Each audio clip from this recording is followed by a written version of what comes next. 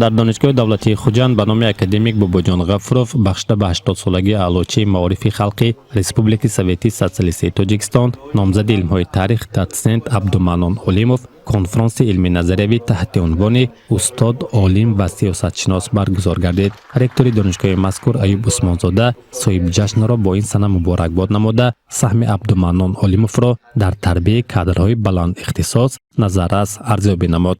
باوری کامل دارم که استاد عزیز عبدالمنان اولیموف با تجربه بسیار سالی خویش برای عنوانجویی متخصصان صحبت و مسئله کشوری بر نیز دریافت نمی‌دارم. در سن استاد ارجمند جناب عبدالمنان اولیموف برای خدمت‌های ارزنده با نشان سررسیدگی اعلاچه معارف تاجیکستان مدت 60 سالگی غلبه افتخارنامه حزب خلق دموکراتیک تاجیکستان و سپاسنامه افتخارنامه‌های مقامات اجرایی حکومت دولتی شهر و ولایت بارها سرفراز گردیدند. نایب ملک اسلامی رئیس حزب خلق دموکراتی تاجیکستان در شهر خوجند از نام اعضایان حزب عبدالمنان اولیموف را به این مناسبت تبریک کرده تاکید داشت که در برابر عالم سرمحصول بودند این مرد خرد همچنین انسان خاکسار و غمخوار هستند و صدها نفر شاگردان را علم آموزانیده راهنمایی کردند که آنها امروز بهر پیشرفت ساحات مختلف خواجگی خلق فعالانه محنت میکنند.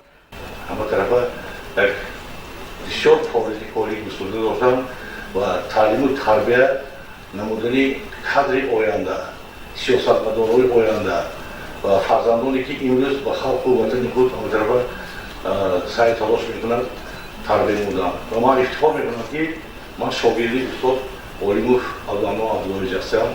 مسابق میرواتوف از نام اتفاقهای کسبی ولایت سوق به صاحب جشن عمری دراز و خاطر جمع تمنا کرده قید نمود که عبدالمنان اولیموف با کسب پرشرفی آموزگاری و مهنت حلال و شایسته در دل و دیده صدها شاگردان مسکن گرفتند.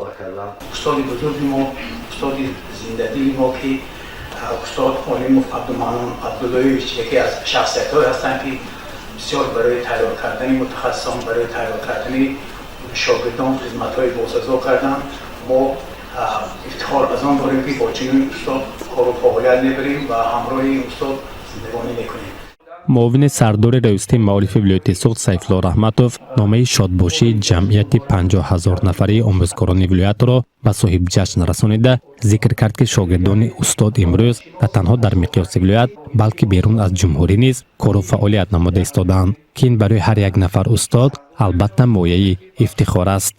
هرچند که ما فاکولته متماتیک رو تمام کرده باشیم لیکن استادها از کمونیسم علمی سبق دادن ما رو تربیت کردن و این یک نمونه عبرت است که همین همکورسان ما امروز نوجوده فایدهشان همین کسب آموزگاری را انتخاب کردن و اول در روند تعلیم و تربیت نسل نو است در تمام مؤسسه های تعلیمی مقیاس ولایت و بیرون از ولایت در جمهوری ازبکستان در جمهوری قرقیزستان کار و فعالیت میبرند.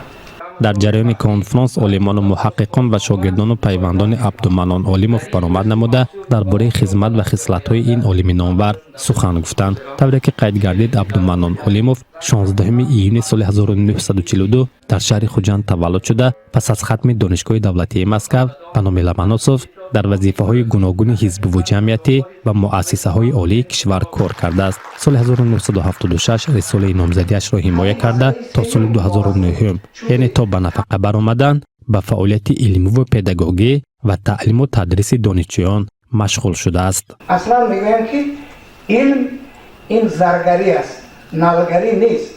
در این کسی کار میکند که مثل زرگر کار کند، مثل زنبور اصل کار کند.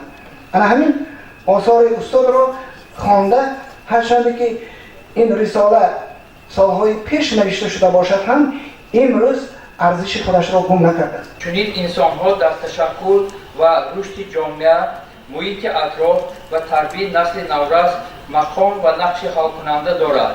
زیرا پیشرفت جامعه و کلکتیو از همین گونه شخصیت‌ها وابستگی کلان دارد. این گونه فردها همیشه پیشبرنده علم و فرهنگ علاوه بر جامعه معاصر می باشد.